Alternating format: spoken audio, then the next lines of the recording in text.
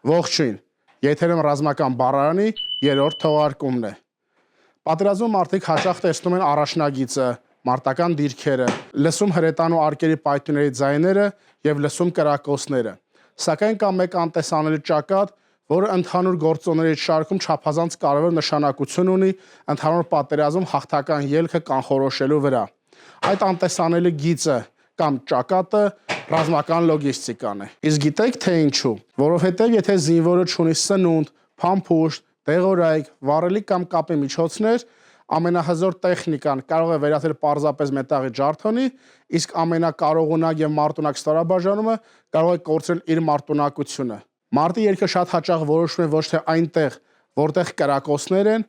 այլ այնտեղ, որտեղ արդեն իսկ մատակարարվել է այն ամենը, ինչ անհրաժեշտ է։ Պատերազմը միայն առաջնագծում չէ, այն սկսվում է շատ ավելի հեռու, խորը թիկունքում, բեռնատարների շարասյուներում, ճանապարհային հանգույցներում եւ մատակարարման գծերի խորքերում։ Լոգիստիկան պատերազմում նույնքան կարևոր է, որքան օրինակ հրետանին կամ օդուժը։ Առանց սննդի, վառելիքի, դեղորայքի, կապի միջոցների ամենամարտունակ ստորաբաժանումը կարող է վերածվել անզոր ուժի։ Ու երբ մարտադաշտում, երբ ուշադրությունը սևեռված է առաջին գծի վրա, ճակատամարտի կամ ընդհանուր պատերազմի ելքը կարող է վճռվել տասնյակ կիլոմետրեր խորության վրա լոգիստիկ գծերում։ Ռազմական լոգիստիկան ըստ էության գոյություն է ունեցել մարդկության պատմության ամբողջ ընթացքում, այն ժամանակներից սկսած, երբ որ մարդիկ պատերազմել են միմյանց կամ գուցե նաև կենդանիների դեմ։ Սակայն ժամանակակից ընկալմամբ կարող ենք ասել, որ այն հիմնականում ձևավորել է սկսված Նապոլեոն Բոնապարտից, որովհետև նա հազարավոր կիլոմետր շարժում էր առաջ, միաժամանակ հասցնելով իր զորքի հետևից իր ապահովումը։ Բոնապարտը հստակ հասկացել էր, որ առանց ժամանակին եւ ճշգրիտ մատակարարումների պատերազմում հաղթել պարզապես հնարավոր չէ,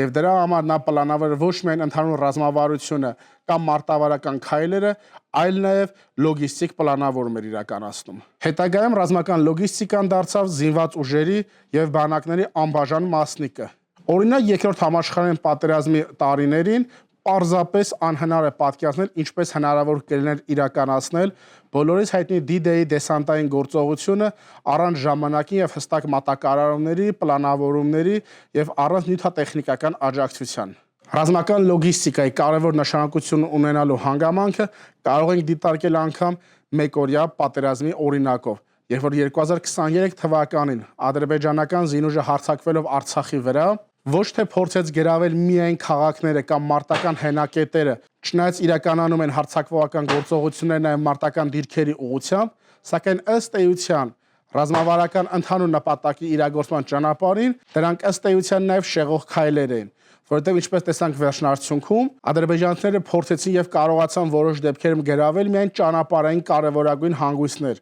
որոնք կենսական նշանակություն ունեն եւ քաղաքացիական բնակչության եւ ռազմական գործողությունների տեսանկյունից։ Այսպիսով թշնամուն հաջողվեց գրավելով որոշ կարևորագույն ճանապարհային հանգույցներ, կտրել մատակարարումը թիկունքից դեպի ճակատ եւ խաղաղ բնակչության տարհանման հնարավոր ճանապարհները փակել, ինչի արդյունքում բոլորիս արդեն հայտնի է, թե ինչ եղավ վերջնարդյունքում։ Այսպիսով ակնհայտ է դառնում, թե մերօրյա պատերազմներում որքան կարևոր է ռազմական լոգիստիկայի դերը եւ նշանակությունը։ Այսպիսով, հատկապես վերջին տարիներին պայմանավորված տեխնոլոգիական առաջընթացով մարտական գործողությունների ընթացքում ռոբոտացված մեխանիզմների, ռոբոտների, անօդաչու թռչող սարքերի, հեռակառավարվող տարատեսակ տեխնիկական միջոցների գործադրման ծավալի էական ավելացման արդյունքում մենք տեսնում ենք, որ նաև մոդիֆիկացվում է ըստ էության ռազմական լոգիստիկան։ Եթե ավելի պարզ խոսենք, ժամանակին անհրաժեշտ էր օրինակ մեկ վարորդ, մեկ բեռնատար, մի քանի հոգի զինվորականներ, ովքեր պետք է բեռնեին եւ բեռնաթափեին մեքենաները, ինչ որ բաներ, օրինակ մարտապաշար կամ սնունդ, կամ գուցե առաջին անհրաժեշտության դեղորայք տեղափոխելու համար։ Իսկ այսօր այդ ամենը կարող է անել առաջնագծից մի քանի կիլոմետր կամ գուցե մի քանի տասնյակ կիլոմետր հեռու նստած ԱԹՍ օպերատորը մեկ վայրից մյուս վայրը չափազանց արագ հասցնելով անհրաժեշտ միջոցները